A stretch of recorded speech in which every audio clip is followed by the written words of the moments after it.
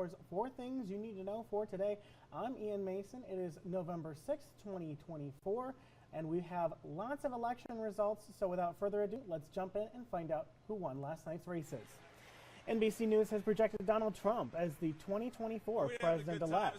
This would make him the 47th president of the United States and the only second candidate in U.S. history to win non-consecutive White House terms. His victory comes as he won in key swing states such as North Carolina, Georgia, and Pennsylvania.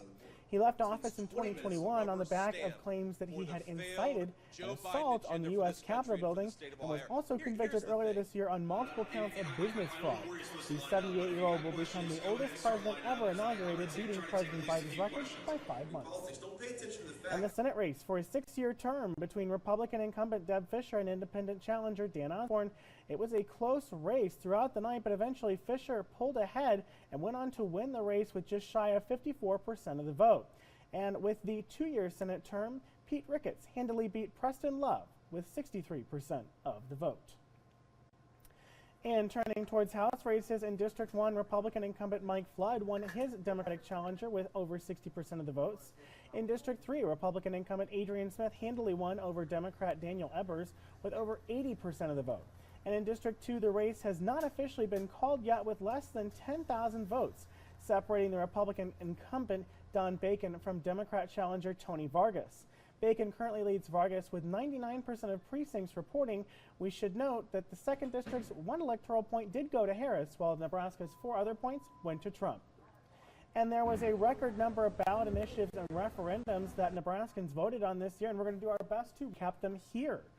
There were 2 initiatives regarding abortion, and voters decided to limit abortions after the first trimester and not create a constitutional right to an abortion. Nebraskans also overwhelmingly voted to legalize medical marijuana and to regulate the industry, with over 70% supporting legalization and 67% supporting regulating it. And referendum 435 dealt with whether or not Nebraska citizens wanted to repeal government funding for private schools. The repeal passed with over 57% of the vote. And Nebraskans also voted overwhelmingly to provide paid sick leave to workers, with just 75% of the state supporting the measure. Let's go ahead and check out our forecast right now. We have plenty going on, and a lot of that wind is coming down from the northeast, so it's going to be a little bit chilly.